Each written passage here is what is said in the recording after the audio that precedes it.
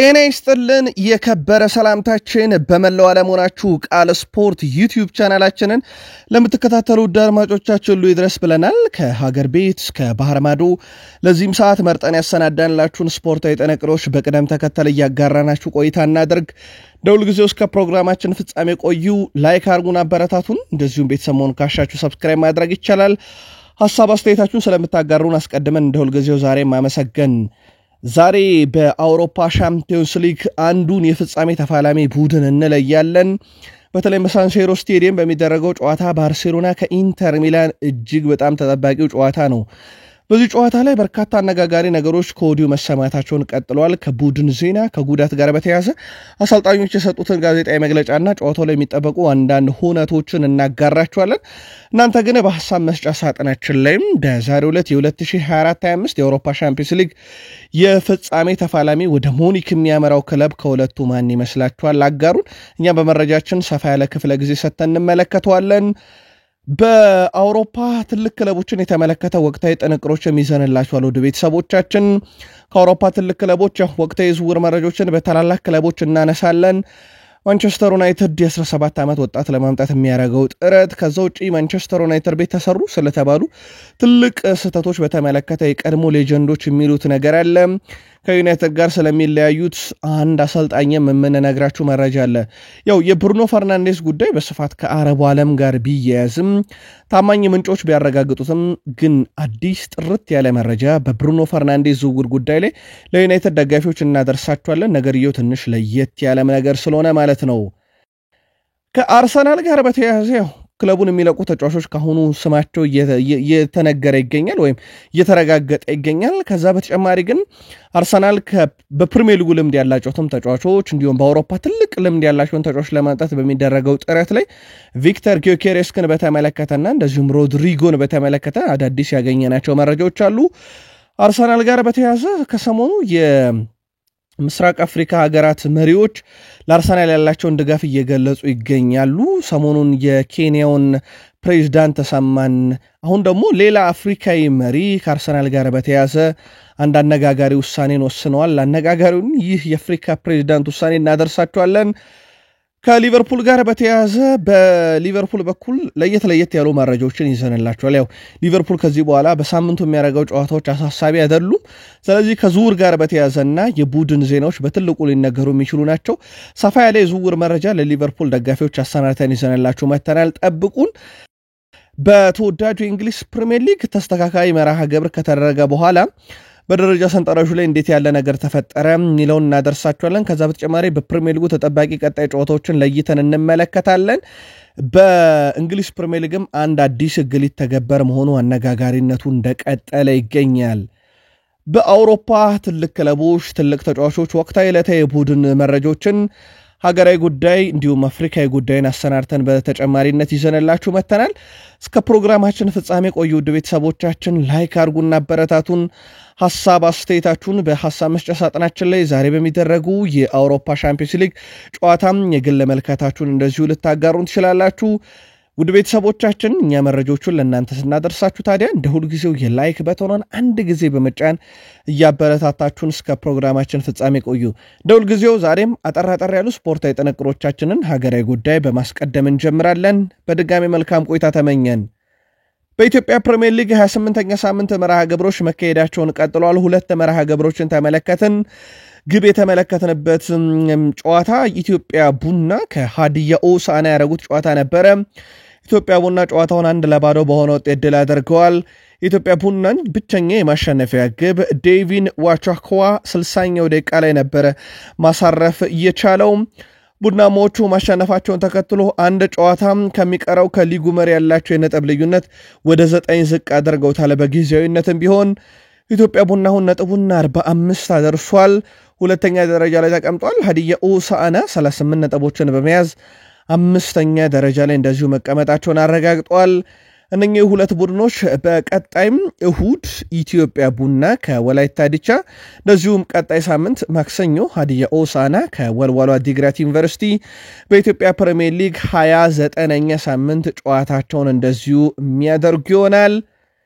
ሌላኛው በኢትዮጵያ ፕሪሚየር ሊግ የነበረው 28ኛ ሳምንት መርሃ ግብር መቀለ ሰባ እንደርታም ከአዳማ ከተማ ጋር ያደረጉት ጨዋታ ነበረ። ምንም ግብ አልተመለከትንበትም። ይህ ጨዋታ 0-0 ተጠናቀቀው። ሁለቱም ቡድኖች አንዳንድ ነጥብ ተጋሩ። መቀለ ሰባ እንደርታ ነጥቡን ከ28-29 ያደርሱ 14ኛ፣ አዳማ ከተማ ነጥቡን ከ22-23 በማድረስ ደግሞ 16ኛ ደረጃ ላይ እንደዚሁ መቀመጥ የቻሉበት ነው። እነኚህ ቡድኖች በቀጣይ የፊታችን እሁድ ቅዱስ ጊዮርጊስ ከአዳማ ከተማ እንደዚሁም የፊታችን ማክሰኞ መቀለ ሰባ እንደርታ ከድሬዳዋ ከተማ ጋር በኢትዮጵያ ፕሪሚየር ሊግ 29ኛ ሳምንት ቀጣይ መርሃ ግብራቸው እንደዚሁ የሚያደርጉ ሲሆን የኢትዮጵያ ፕሪሚየር ሊግ በ28ኛ ሳምንት ዛሬም 3 መርሃ ግብሮች እንመለከታለን። የመጀመሪያው ጨዋታ ኢትዮ ኤሌክትሪክ ከቅዱስ ጊዮርጊስ የሚያደርጉት ጨዋታ ነው። ከዛ በኋላ ኢትዮጵያ ንግድ ባንክ ወልዋሎ አዲግራት ዩኒቨርሲቲ ያምናው ሻምፒዮን ዘንድሮ ለመውረድ ምንም ከማይቀረው ቡድን ወልዋሎ አዲግራት ዩኒቨርሲቲ ጋር ነው ጨዋታቸውን የሚያደርጉት። ሌላኛው ስሁል ሽረም ከፋሲል ከነማ ጋር የሚያደርጉት ጨዋታ እንደዚሁ የሚጠበቅ ነው የሚሆነው። ኢትዮጵያ ፕሪሚየር ሊግ ረቡዕና ሐሙስ ከሚደረጉ ጨዋታዎች በኋላ የ8ኛ ሳምንት መርሃ ግብሮች ፍጻሜያቸውን የሚያገኙ ይሆናል። ዛሬ ግን በእነኚህ 3 ጨዋታዎች መርሃ ግብሮቹ እንደዚሁ ቀጥለው የሚካሄዱ ይሆናል። አፍሪካዊ ጉዳይ እንመልከት ውድ ቤተሰቦቻችን። የፈረንሳይ ሊግ የ2024-25 የውድድር ዘመን የዓመቱ ምርጥ አፍሪካዊ ተጫዋቾች 3 እጩዎችን ይፋ አድርገዋል። በዚህ መሰረት ሀቢብ ዲያራ ከስትራስቡርግ፣ ኢቫን ጉንሳድ ከኒንስ እና አሽራፍ ሐኪሚ ከፓሪስ ሰን ዠርሜን የዓመቱ ምርጥ አፍሪካዊ ተጫዋች እጩ መሆን ቀርበዋል። አሸናፊው ቀጣይ ሳምንት ሰኞ እንደሚታወቅ ነው ይፋ የተደረገው። ምናልባት የፍራንስ ሊግ ላይ ትኩረት አድርጋችሁ የምትመለከቱ ተመልካቾቻችን በዘንድሮ የውድድር ዓመት ለእናንተ ምርጡ ማን ነበር? በርካቶች ለሻምፒዮኑ ፓሪስ ሰን ዠርሜን እየተጫወተ የሚገኘው አሽራፍ ሐኪሚ በዘንድሮ የውድድር ዓመት ያሳየው ብቃት ምርጥ ነውና ምርጡ አፍሪካዊ ተጫዋች በሚል በስፋት እንግዲህ ስሙን ከመረጡት ተጫዋች አንደኛው ነው። ለእናንተ ግን ምርጡ ማን ነበረም? በሐሳብ መስጫ ሳጥናችን ላይ ያስፈሩልን። ወደ አውሮፓ መረጃዎቻችን እንሻገር። ዛሬ የዓለም አይኖች ሁሉ ትኩረታቸው በጣሊያን ሳንሲሮ ስቴዲየም ላይ ነው። ኢንተር ሚላን ከባርሴሎና የሚያደርጉት ጨዋታ በትልቁ ይጠበቃሉ። ውድ ቤተሰቦቻችን ሁለቱ ክለቦች በግል የነበራቸውን ያለፉት 5 ጨዋታ ከተመለከተን ኢንተር ሚላን በተሻለ መንገድ አልነበረም ሳምንታቶቹን ያሳለፈው። ካለፉት 5 ጨዋታ በ3 ጨዋታዎች ተሸንፏል። በጣሊያን ሱፐር ኮፕ እና እንደዚሁም በጣሊያን ሴሪ 2 ጨዋታዎችን እንደዚሁ በጣሊያን ሱፐር ኮፕ 1 ጨዋታ ተሸንፏል። ከዛ ውጪም 1 ጨዋታቸው ወጥቶ 1 ድል አድርጎ ነው ወደዚህ ጨዋታ ኢንተር ሚላን ባለሜዳው የሚመጣው። በባርሴሎና በኩል እንኳን ባለፉት 5 ጨዋታ ሽንፈት የሚባል ነገር አልገጠማቸውም። 4ቱን ጨዋታ ድል አድርገው በ1 ጨዋታ አቻ ወጥተው ነው ለዚህ ጨዋታ የሚበቁት። በዛላቸው የወጡት ጨዋታ ከራሱ ከኢንተር ሚላን ጋር ነው። ከዛ ውጪ እንደ ሪያል ማድሪድ ያለነ ቡድን በስፔን ኮፓ ዴላሬ ፍጻሜ ጨዋታ ድል አድርገው ነው የሚመጡትና በትልቅ ተነሳሽነት ነው ይህ ቡድን የሚመጣው። በሳምንቱ መጨረሻ በነበረም የላሊጋ ጨዋታ ድል አድርገዋል። አሁን መሪነታቸውን በስፔን ላሊጋ አስጠብቀው ነው የመጡት። ኢንተር በተቃራኒው በመሪነት ደረጃ የነበረውን ቦታ ለናፖሊ ያስረክበው ነው ወደዚህ ጨዋታ የሚመጣው። ሁለቱ ክለቦች ያላቸውን የእርስ በርስ ግንኙነት ከተመለከተን የመጨረሻ 5 ግንኙነታቸውን ብቻ ነጠለን እንመልከት። በመጨረሻ 5 ግንኙነታቸውን ባርሴሎና ሁለቱን ጨዋታ ድል አድርጓል። 2-1 በተመሳሳይ ውጤት ድል ያደረገበት ጨዋታ ነው። በእርግጥ ጨዋታዎቹ ትንሽ ቆየት ያሉ ናቸው። 2019 ላይ የነበሩ ድሎች ናቸው። ኢንተር ሚላን 1 ጊዜ ድል አድርጓል። በ2022 በአውሮፓ ሻምፒዮንስ ሊግ የተገኘ ድል ነው። ከዛ ውጪ ሁለቱ ክለቦች ከመጨረሻ 5 ግንኙነት ሁለቱን ባቻ ውጤት ነው ያጠናቀቁት። በጣም አስገራሚ ነገር ግን ሁለቱም ጨዋታ 3-3 ነው የተጠናቀቀው። ሁለቱም ጨዋታ 3-3 ሲጠናቀቅ በሊዩስ ካምፓናስ ስቴዲየም ነበር ሁለቱም ጨዋታ ባቻ ውጤት መጠናቀቅ የቻሉት። ስለዚህ ዛሬ ምናልባት 3ኛው አቻ ከመጣም ሁለቱ ክለቦች በቀጥታ ወደ ጭማሪ ደቂቃና ወደ መለያ መታምረተው አሸናፊው እንደዚሁ የሚለይ ነው የሚሆነው። በርካቶች ዛሬ ምሽት የሚደረገውን ጨዋታ በቅድመ ግምት ባርሴሎና 42% የማሸነፍ ቅድመ ግምት ሲሰጠው ኢንተር ሚላን 34% ይህን ጨዋታ የማሸነፍ ቅድመ ግምት ተሰጥቶታል። ሁለቱ ክለቦች በ90 ደቂቃውም የማይለያዩ ከሆነ ወደ ጭማሪ ደቂቃ ይመራሉ። 24% እንግዲህ የተሰበሰበው ድምፅ ደግሞ ሁለቱ ክለቦች ወደ ጭማሪ ደቂቃ ሊያመሩ ይችላሉ የሚል ቅድመ ግምት ነው። ዛሬ ምሽት 4 ሰዓት ሲል በኢትዮጵያን ሰዓት አቆጣጠር ማለት ነው በጣሊያን ሳን ሲሮ ስቴዲየም ኢንተር ሚላን ከባርሴሎና ጨዋታቸውን ያደርጋሉ። የዛሬው አሸናፊ በአውሮፓ ሻምፒዮንስ ሊግ የ2024-25 የውድድር ዓመት የመጀመሪያው የፍጻሜ ተፋላሚ ሆነውን ቡድን የምንለይበት ይሆናል። አሸናፊው በቀጥታ በሙኒክ በሚደረግ የፍጻሜ ጨዋታ ላይ ይሳተፋል። ማን የዛሬውን ጨዋታ አሸንፎ ለፍጻሜ ያልፋል? በሐሳብ መስጫ ሳጥናችን ላይ መልከታችሁን አጋሩን። የባርሴሎና ዋና አሰልጣኝ ሃንሲ ፍሊክ ቡድናቸው በዛሬው ጨዋታ የበለጠ መከላከል ላይ እንደሚያተኩር ገልጸዋል። የበለጠ መከላከል ይጠበቅብናል፣ በእርግጠኝነት የተወሰነ ለውጥ ይኖራል፣ አሁን ማለት የምችለው ይህንን ነው ብለዋል። ሮቤርት ሌዋንዶስኪ በተጠባባቂ ወንበር ላይ የሚቀመጥ ይመስለኛል፣ ነገር ግን የሚሆነውን ሰዓቱ ሲደርስ እንወስናለን ብለዋል። ላሚን ያማል ድንቅ ተጫዋች ነው። ከኳስ ጋር የሚያደርገው ነገር አስደናቂ ነው። ያለፈው ሳምንት ጨዋታ ለመመልከት አስደሳች ነበር ሲሉም ተደምጠዋል። ላሚን ያማል እጅ በአፍ የሚያስጭን ግብ ነበረ ባለፈው ሳምንት በሊዩስ ካምፓናስ ስቴዲየም 3-3 በተጠናቀቀው ጨዋታ ላይ ኢንተር 2-0 ሲመራ 2-1 ባርሳ እንዲሆን ያደረገውን ግብ ያስቆጠረበት መንገድ። ኢንተር ሚላን ባለፈው ሳምንት እድላቸውን ተጠቅመዋል። በዛሬው ጨዋታ ደግሞ በጣም አስፈላጊውን ነገር ሁሉንም ክፍተቶች መዝጋትና ሁሉንም መከላከል ማሰብ ነው። ለሻምፒዮንስ ሊግ ፍጻሜ ለመድረስ ሜዳ ያለን ሁሉን እንሰጣለን ብለዋል። ሚላን ላይ የምናደርገው ጨዋታ ከፍጻሜ በፊት ያለ የፍጻሜ ጨዋታ ማለታቸው ከሰሞኑ የሚዘነጋ አይደለምና በጣም እንጠነቀቀዋለን ብለዋል። ሃንሲ ፍሊክ እንግዲህ በቡድናቸው ውስጥ ሮቤርት ሌዋንዶስኪን ሲያገኙ ያው በተጠባባቂ ወንበር ላይ ያስጀምረዋለሁ ብለዋል። በእርግጥ እሳቸው ከሪያል ማድሪድ ጋር በሚደረገው የኤል ክላሲኮ ጨዋታ ላይ በቋሚነት እንደሚጀምር አረጋግጠዋል። የዛሬውን ጨዋታ ግን ከተጠባባቂ ወንበር ያስጀምሩታል። ለባርሴሎና ጥሩ የሚባለው ይህ ዜና ሲሆን፣ በተቃራኒው ግን ለኢንተር ሚላን ጥሩ ዜና የለም። ቤንጃሚን ፓቫርድ በትላንትናው ዕለት ወደ ቡድን ልምምድ መመለሱን ነግረናችሁ ነበረ። ግን ጥቂት ደቂቆችን ብቻ ነው በልምምድ ሜዳ ላይ ማሳለፍ የቻለው። የቁርጭምጭሚት ጉዳቱ አገርሽቶበት ልምምዱን ሳይጨርስ አቋርጦ ወጥቷል። በዛሬው ጨዋታ ላይም እንደማይሰለፍ ነው በርካታ ምንጮች እያረጋገጡ የሚገኙት። በላውታሮ ማርቲኔዝ በኩል ግን እስካሁን አዲስ ነገር የለም። ትላንት ሙሉ ልምምዱን ሰርቷል። በዛሬው ጨዋታ ላይ ይገኛል የሚለው ነገር እንደተጠበቀ ነው ማለት ነው። ባርሴሎና በአሁኑ ሰዓት ውድ ቤተሰቦቻችን 4 ዋንጫዎችን ለማሸነፍ የቀረው 4 ጨዋታዎችን ብቻ መወጣት ነው። ኮፓ ዴል ሬይን የስፔን ሱፐር ካፕን አንስቷል። ስለዚህ 2 ዋንጫዎችን ጨርሷል። በዛሬው ዕለት ኢንተር ሚላንን የሚያሸንፍ ከሆነ ወደ ፍጻሜው ያልፋል። አንደኛው ጨዋታ ነው። ቀጣይ ሳምንት የሚደረገውን በላሊጋ ሪያል ማድሪድ እና ቀጣይ ሳምንት ደግሞ ኤስፓኞልን ድል ካደረገ ሁነኚህ 2 ጨዋታዎች የላሊጋ አሸናፊ መሆኑን ያውጃል። ስለዚህ 3 ጨዋታ ተሆነ ማለት ነው። ከዛ የሙኒኩን የፍጻሜ ጨዋታ ማሸነፍ ነው የሚጠበቅበት። እነኚህን 4 ጨዋታዎች የሚያሸንፍ ከሆነ የጠቀስንላችሁን ኢንተር ሚላን፣ ሪያል ማድሪድ፣ ኤስፓኞል ከዛ የፍጻሜ ጨዋታ ከደረሰ የሚያሸንፍ ከሆነ በዚህ ውድድር ዓመት 4 ዋንጫዎችን ያሳካል። ይህ ፍጹም የተለየ ውድድር ዓመት ያደርገዋል። ሃንሲ ፍሊክ ቡድን ባርሴሎና በመጡበት ዓመት አስደናቂ ነገር እያሳዩን ይገኛሉ። ሃንሲ ፍሊክ ላሊጋውን ተቆጣጥረውታል በብዙ ነገር። በውስጥ ሊጎችም አሁን የቀራቸው የአውሮፓ መድረክ ነው። የባርሴሎናው የመሃል ሜዳ ተጫዋች ዳኒ ኦልሞ ኢንተር ሚላን ላሚን ያማልን በ2 ተጫዋች ለማቆም ማሰባቸው አይሰራም ብሏል። የኢንተር ሚላኑ አሰልጣኝ ሲሞኔ ኢንዛጊ በዛሬው ጨዋታ ላሚን ያማልን ለማስቆም 2 ተጫዋቾችን እጠቀማለሁ ማለታቸውም በጋዜጣዊ መግለጫ ላይ ተናግረው ነበረ። ዳኒ ኦልሞ በበኩሉ ላሚን ያማል 2 ወይም 3 ተጫዋቾች ፊት መጫወት እንደሚችል አረጋግጧል። እሱን ከጨዋታ ውጪ ለማድረግ በኢንተር ሚላን የተያዘው ቅድም የማይሰራ ብሎታል። አክሎም ላሚን ያማል በ2 ተጫዋቾች ካስያዙ የኛ 1 ተጫዋች ነፃ ይሆንልናል። ስለዚህ ቢያንስ እሱን እንኳን ከጨዋታ ውጪ ለማድረግ የተጠቀሙት መንገድ ተጫዋቹን ከጨዋታ ውጪ ቢያደርግብን እኛ የቁጥር ብልጫ መውሰድ እንችላለን ብለዋል። የሳን ሲሮ ስቴዲየም ድባብ አያስፈራንም፣ የበለጠ ያነሳሳናል። ከባርሴሎና ጋር ታሪክ መስራት እንፈልጋለን ያለው ዳኒ ኦልሞ ለዚህ ራሳችንን በደንብ አዘጋጅተናል። ጨዋታውን ከመጀመሪያው ደቂቃ ጀምሮ እስከ መጨረሻው እንፋለማለን ብሏል።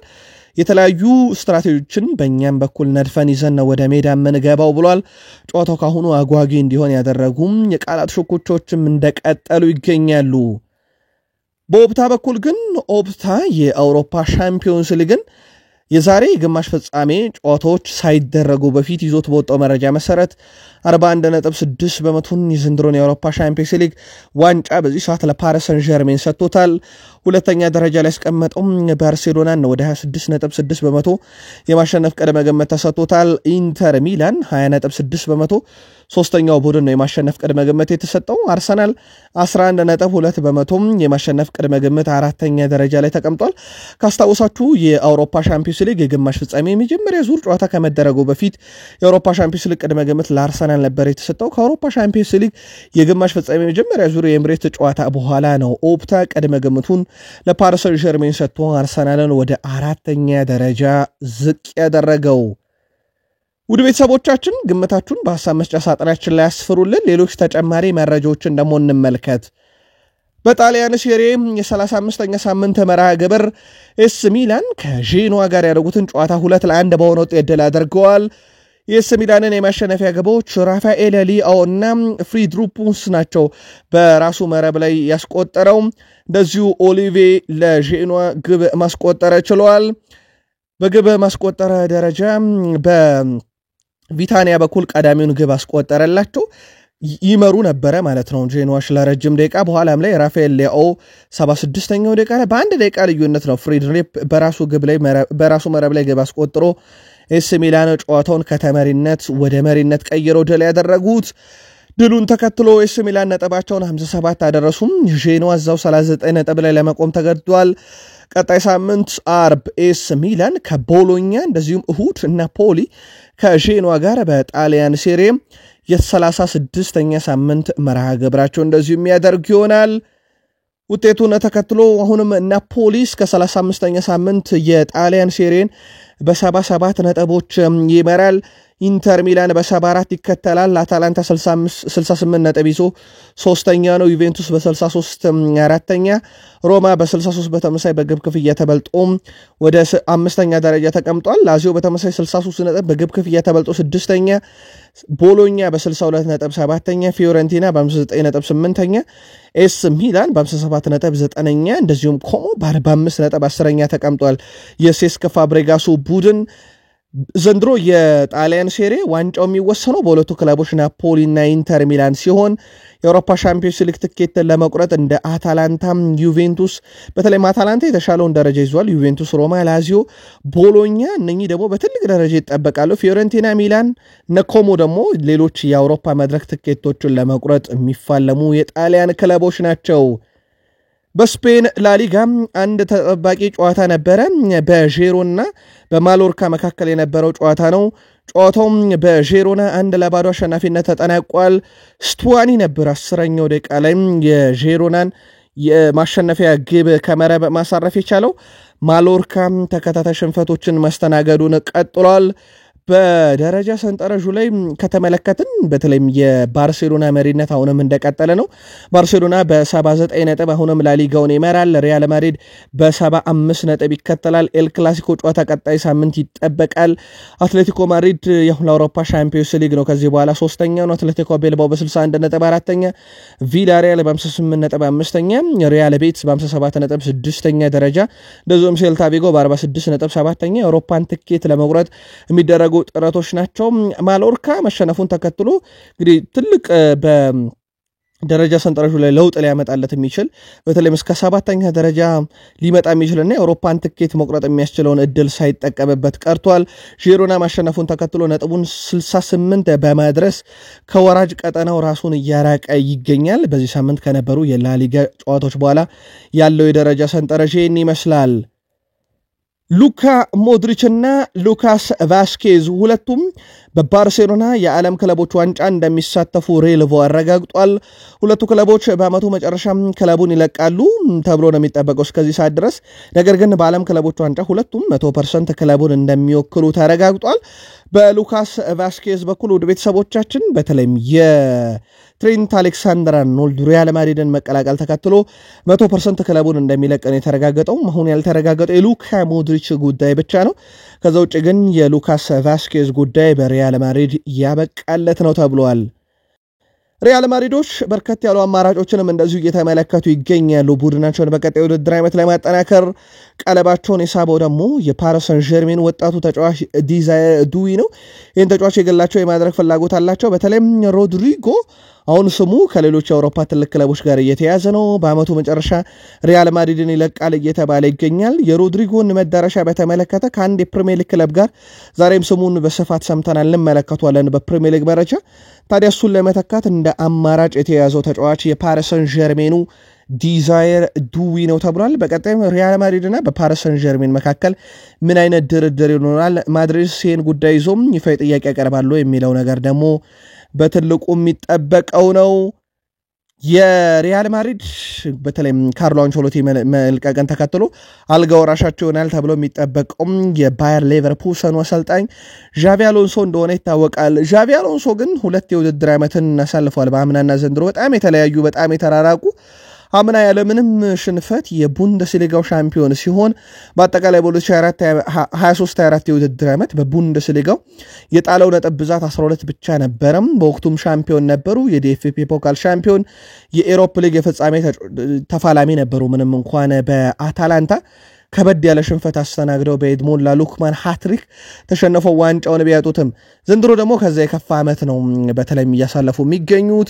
28 ነጥቦችን ጥለዋል። 2024-25 የውድድር ዓመት ላይ ባየር ሙኒክ እንኳን የቡንደስሊጋው ሻምፒዮን መሆኑን ያረጋገጠው በባየር ሌቨርኩሰን ነጥብ መጣል ምክንያት ነበርና የካርሎ አንቸሎቲ ተተኪ ይሆናሉ የተባሉት ዣቪ አሎንሶ ዘንድሮ አስከፊ ጉዞ ላይ ነው የሚገኘው። ቡድናቸውም ያለ ዋንጫ ዓመቱን ሊያጠናቅቁት ነው። ምናልባት በሪያል ማድሪድ በኩል ግን የእሳቸው መምጣት በተለየ መልኩ የሚጠበቀውም ነው። ራፊኒያ በዣቪ ዘመን ብዙ ነገሮችን አድርጎ እንደነበረ፣ ነገር ግን ከዣቪና ከአሰልጣኝ አባላት በቂ እምነት እንዳልነበረ እሱ ላይ ገልጿል። የተቻለኝን ሁሉ ካደረኩኝ ሜዳ ላይ ከጣርኩ በኋላ ሁልጊዜ 60ኛው ደቂቃ ሲደርስ ይቀይር ነበር ብሏል። በእኔና በሱ መካከል ያለውን ነገር ለማስተካከል ሞክሬ ነበረ፣ አነጋግሬውም ነበረ፣ ምንም ለውጥ አላመጣም። ያው እንደተለመደው ሁልጊዜም በጨዋታ ላይ ቀይሮ ያስወጣኝ ነበር ብሏል። ራፊኒያ ይህንን ከተመለከትኩኝ በኋላም በአመቱ መጨረሻ ለቅቄ ወደ ሳውዲ አረቢያ ለማቅናት እጅግ በጣም ተቃርቤ ነበረ። በወቅቱ ግን ወደ ሳውዲ እንዳልሄድ የመጀመሪያ ምክንያት የነበረኝ ጉዳይ የባለቤቴ ጉዳይ ነው። እሷ በፍጹም አልፈቀደችም ብሏል ወደ ሳውዲ አረቢያ እንዲሄድ። በኋላም ላይ የሃንሲ ፊሊክ መምጣት ሁሉንም ነገር ቀይሮታል። ሃንሲ ፊሊክ በሌላ እምነት እንዳለው ገለጸ። ራሴን ላሻሽል ብዙ እድሎችን ሰጠኝ፣ በሰጠኝ እድል ተጠቅሜያለሁ። አሁን ባለውበት የእግር ኳስ ህይወቴ እጅግ በጣም ደስተኛ ነኝ። በወቅቱ ግን ባርሴሎና ለመልቀቅ ምክንያት የነበረኝ ዣቪ ሄርናንዴዝ ነው ሲል ተደምጧል። በዛሬው ዕለት ፓሪስ ሰን ዠርሜን ልምምድ ያደርጋል። ትላንትና ሙሉ ልምምድ ላይ ተገኝቷል ኦስማን ዴምቤሌ። እንዲሁም ከ3 እስከ 4 የሚደርሱ ጠንከር ያሉ ልምምዶችን ሰርቷል። ለአርሰናል ጨዋታ 100% ዝግጁ ይሆናል ተብሎ ነው የሚጠበቀው። ውድ ቤተሰቦቻችን የመጀመሪያው ጨዋታ ኤምሬትስ ላይ ፓሪስ ሰን ዠርሜን 1-0 አሸናፊነት ሲጠናቀቅ ብቸኛዋን ግብ አስቆጣሪ የነበረው ኦስማን ዴምቤሌ ነው።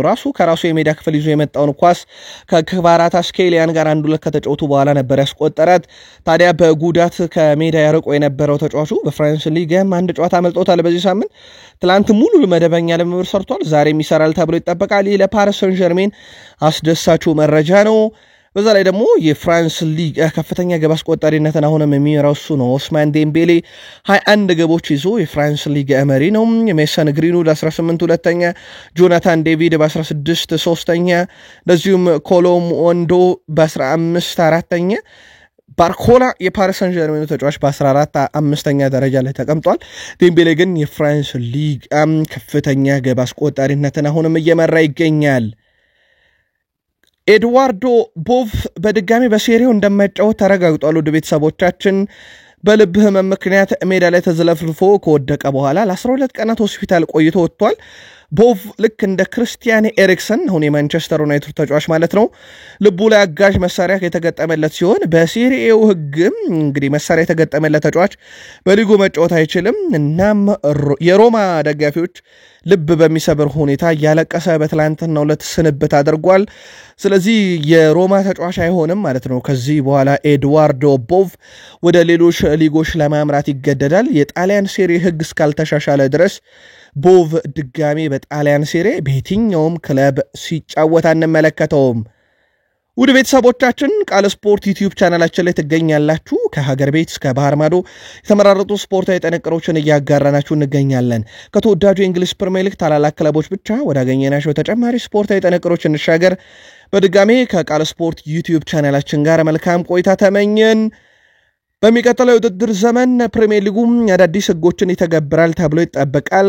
ሴሚ አውቶሜትድ ኦፍሳይድ ቴክኖሎጂ በትልቁ የሚጠበቀው ነው በእንግሊዝ ፕሪሚየር ሊግ ቀጣይ የውድድር ዓመት በተለይም ኦፍሳይድ የሆኑ ኳሶችን ለመስመር ዳኛው በፍጥነት እንዲያቅ ማድረግና ጨዋታው እንዲቋረጥ ማድረግ ሲሆን ሌላኛው ብዙ አጨቃጫቂ የሆነውን የኦፍሳይድ ህግንም ለማሻሻል ነው ተብሏል። ይሄ ቆየት ያለ ነው። በትናንትናው ዕለት ግን የሰማነው አዲሱ ነገር ተጫዋቾች ግብ ካስቆጠሩ በኋላ ደስታቸውን በሚገልጹበት ወቅት እንግዲህ ካሜራማኖች ቀረጻ የሚያካሂዱት በሜዳው ጠርዝ ላይ እየተሯሯጡ ነበረ። ከዚህ በኋላ ደግሞ ሜዳ ላይ እየተሯሯጡ ካሜራማኖች ቀረጻ እንዲያደርጉ ለማድረግ አዲስ ህግ ይቀርባል ነው የተባለው። ስለሆነም ካሜራማኖች ወደ ሜዳ እንዲገቡ ይፈቀድላቸዋል ማለት ነው። ምናልባት ግን ይህ ነገር ጨዋታ ከግብ በኋላ ጨዋታ የሚጀመርበትን ደቂቃ እንዳያዘገየው በርካቶች ስጋት አላቸው። የ35ኛ ሳምንት አንድ ተጠባቂ መርሃ ግብር መንዴይ ናይት ፉትቦል ሴልኸርስት ፓርክ ስቴዲየም ክሪስታል ፓላስ ከኖቲንግሃም ፎረስት ሲጫወቱ ተመለከትን። ጨዋታው 1-1 በሆናቸው ውጤት ተጠናቀቀ። ክሪስታል ፓላስን መሪ ያደረገች ግብ ኢብሪቼ ኢዜ በፍጹም ቅጣት ምት 60ኛው ደቂቃ ላይ ያስቆጠረ። ከዛ በኋላ ከ5 ደቂቃ በኋላ ተከላካዩ ሙሪሎ ኖቲንግሃም ፎረስትን አቻ ያደረገች ግብ ማስቆጠር ቻለ። በዛው ጨዋታው 1-1 በሆናቸው ውጤት ተጠናቀቀ።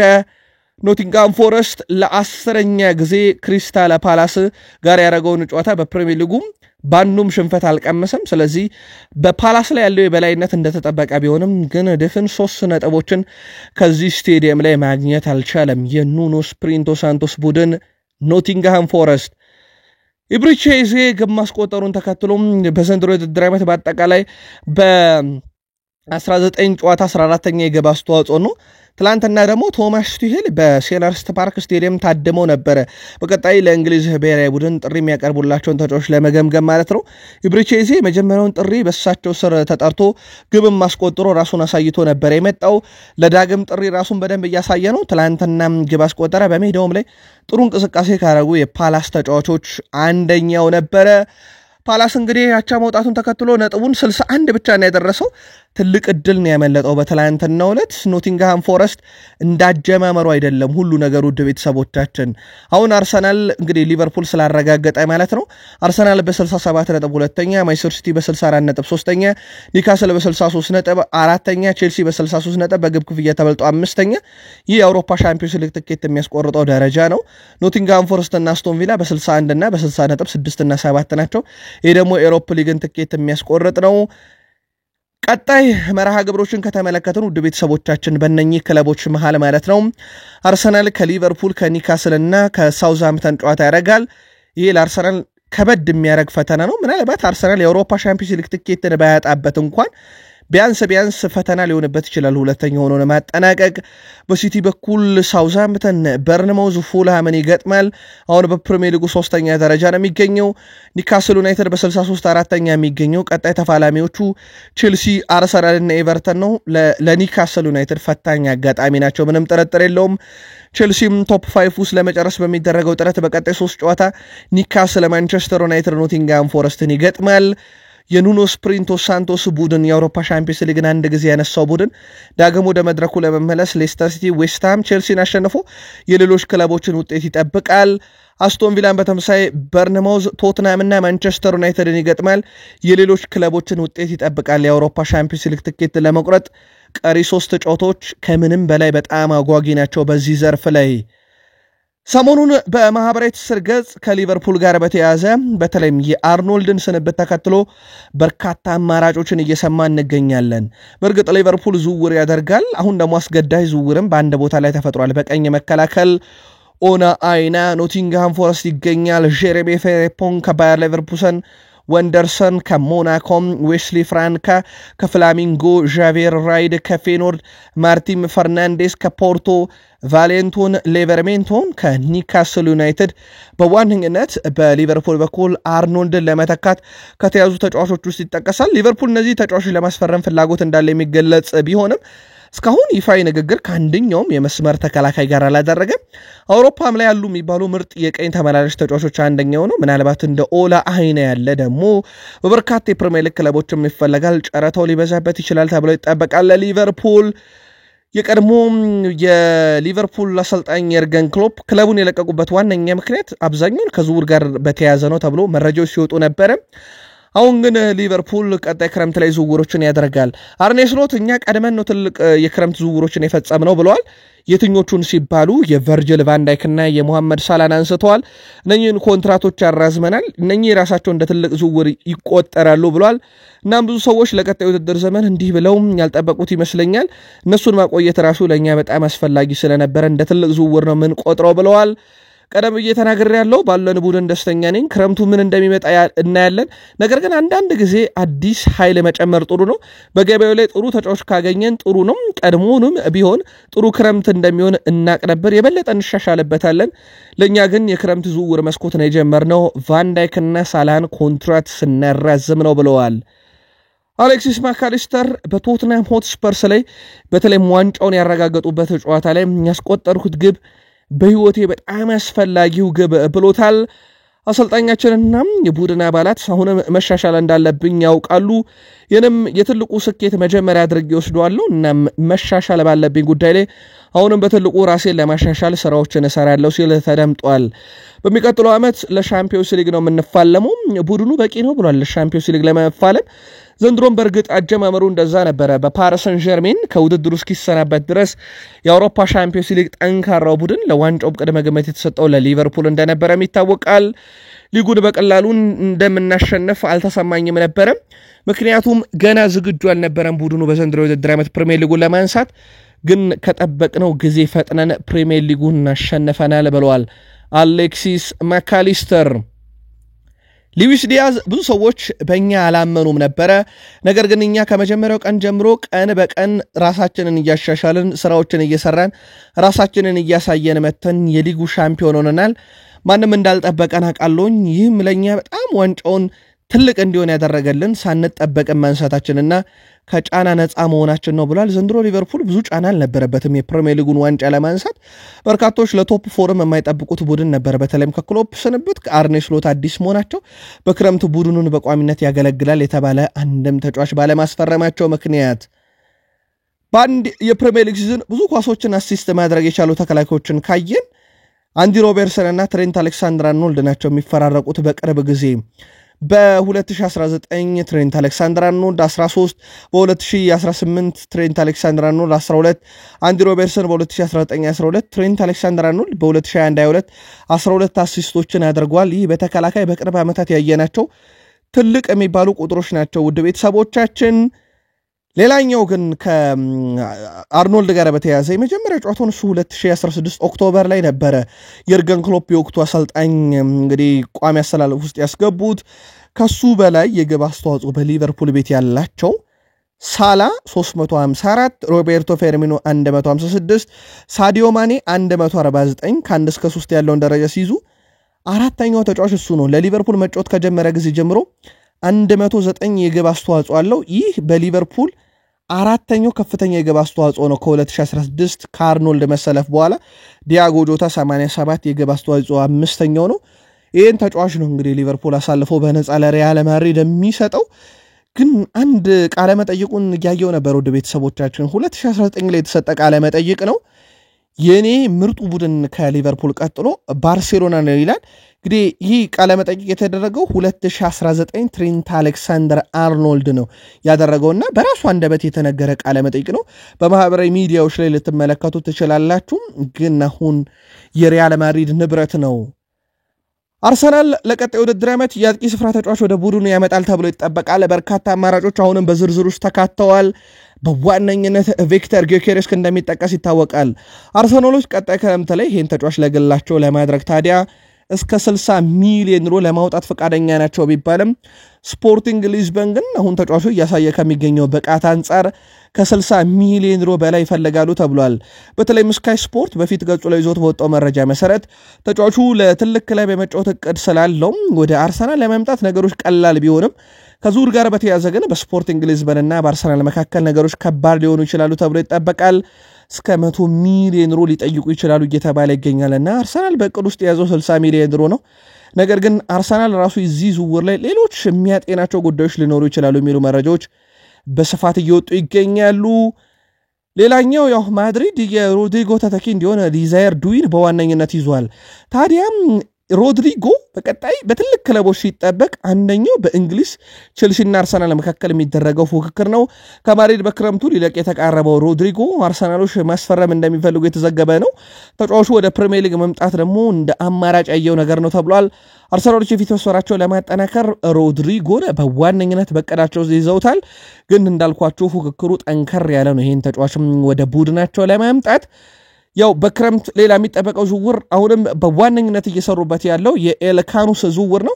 ገና 20 ዓመቱ ነው። በሌስተር ሲቲ ይገኛል። ሌስተር ሲቲ ደግሞ መውረዱን ተከትሎ የተጫዋች ለአርሰናል እንግዲህ ፍላጎቱ እስከ ክረምት ጠንክሮ የሚቀጥል ከሆነ በ22 ሚሊዮን ፓውንድ ብቻ ያገኘዋል። ሌስተር ሲቲ መውረዱን ተከትሎ የዚህ ተጫዋችም የዝውውር ሂሳብ ዝቅ እንዳለ ይታወቃል።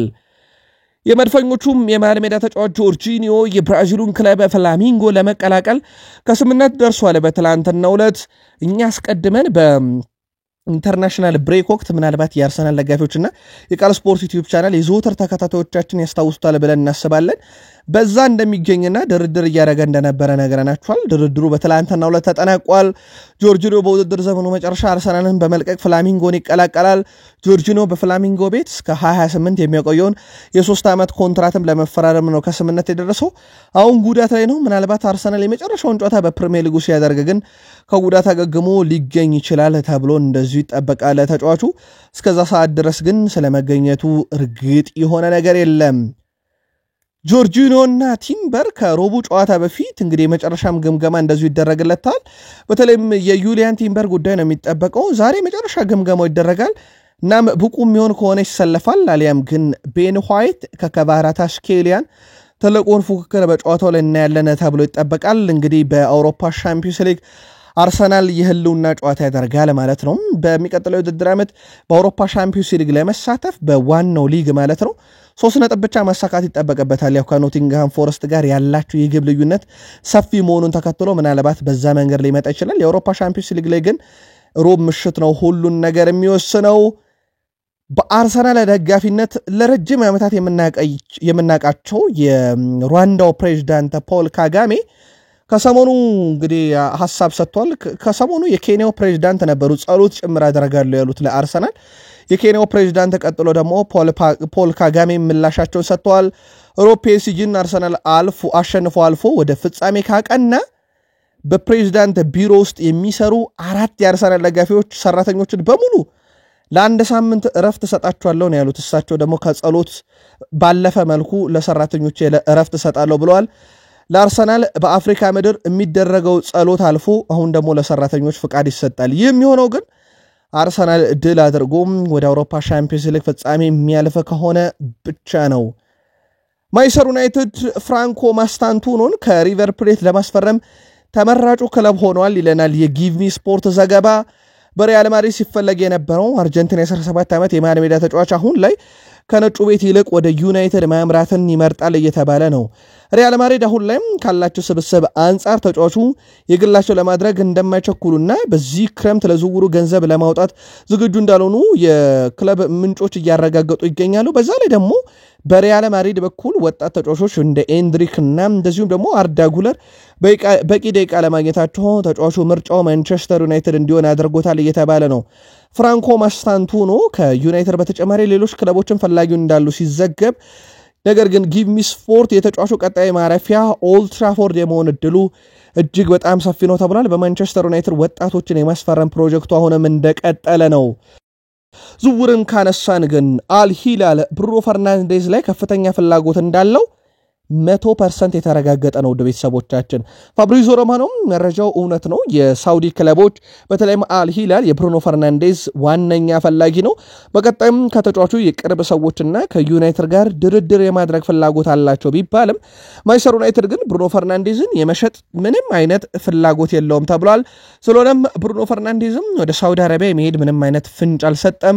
ብሩኖ ፈርናንዴዝ ማንቸስተር ዩናይትድን ሊለቅ ነበረ ባለፈው ክረምት ላይ፣ ነገር ግን ኮንትራቱን አራዝሟል። በዩናይትድ በሩበን አሞሪም ስር ዋነኛው ተጫዋች ነውና በቀላሉ ዩናይትድ ይለቁታል ተብሎ አይጠበቅም።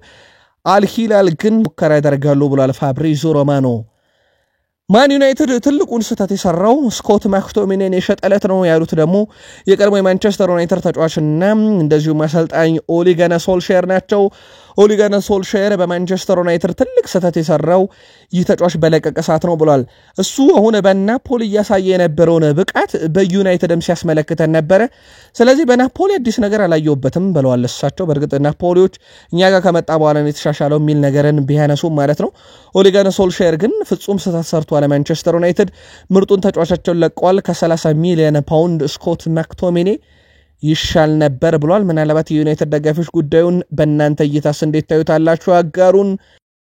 የማንቸስተር ዩናይትድ ከ18 ዓመት በታች አሰልጣኝ አዳም ላውረንስም አሰልጣኝነታቸው ሊሰናበቱ መሆኑ ተረጋግጧል። የመጨረሻ ውሳኔ ላይ አልደረሱም እና በማንቸስተር ዩናይትድ ሊቆዩ ይችላሉ። ነገር ግን አዲስ ፈተና እንደሚፈልጉና ክለቡን የመልቀቅ ዕድላቸውም ከፍተኛ እንደሆነ ነው ሚረር ስፖርት ያስነበበው። ከ18 ዓመት በታች ምርጥ አሰልጣኞችን እንግዲህ በማንቸስተር ዩናይትድ ቤት የማቆየት ፈተና አሁንም እንደቀጠለ ነው። በጣም ምርጡ አሰልጣኝም ነበረ። ቡድኑን በብዙ መንገድ አሻሽሏል። ምናልባት ግን ትልቅ ክለብ ለመረከብ ካላቸውም ፍላጎት ጋር በተያያዘ ነው እየተባለ ነው። ዛሬ በኢትዮጵያ ፕሪሚየር ሊግ ኢትዮ ኤሌክትሪክ ከቅዱስ ጊዮርጊስ፣ ኢትዮጵያ ንግድ ባንክ ከወልዋሎ ዓዲግራት ዩኒቨርሲቲ፣ ሰውል ሽረ ከፋሲል ከነማ ጨዋታቸውን ያደርጋሉ። በአውሮፓ ኢንተር ሚላን ከባርሴሎና የአውሮፓ ሻምፒዮንስ ሊግ የግማሽ ፍጻሜ የመልስ ጨዋታቸውን የሚያደርጉ ይሆናል። ትላንት በኢትዮጵያ ፕሪሚየር ሊግ አዳማ ከተማ ከመቀለ ሰባ እንደርታ 0-0፣ ኢትዮጵያ ቡና ሀዲያ ሆሳዕናን 1-0 ድል ያደረጉ ሲሆን በአውሮፓ በእንግሊዝ ፕሪሚየር ሊግ ሴልኸርስት ፓርክ ፓላስ ከኖቲንጋም ፎረስት 1-1፣ በስፔን ላ ሊጋ ጄሮናም ማሎርካን 1-0፣ በጣሊያን ሴሪያ ኤሲ ሚላን ጄኖዋን 2-1 ያሸነፉበት ጨዋታ ደግሞ ተጠቃሽ ጨዋታዎች ናቸው። ውድ ቤተሰቦቻችን ቃል ስፖርት ዩቲዩብ ቻናል ከሀገር ቤት እስከ ባህር ማዶ ለእናንተ ውድ አድማጮቻችን ዕለተ ማክሰኞ ማለዳ ያሰናዳንላችሁ ጥንቅሮቻችን እነኝን ይመስሉ ነበር። ጥቂት ደቂቃዎችን ብቻ ቆይተን ተጨማሪ መረጃዎችን ይዘን እንምጣ። እስከዛው ከኛ ጋር ስለነበራችሁ ከልብ አመስግነን የሁኑን ስፖርታዊ ጥንቅሮቻችንን እዚህ ጋር ቋጨን። ሰናይ ቀን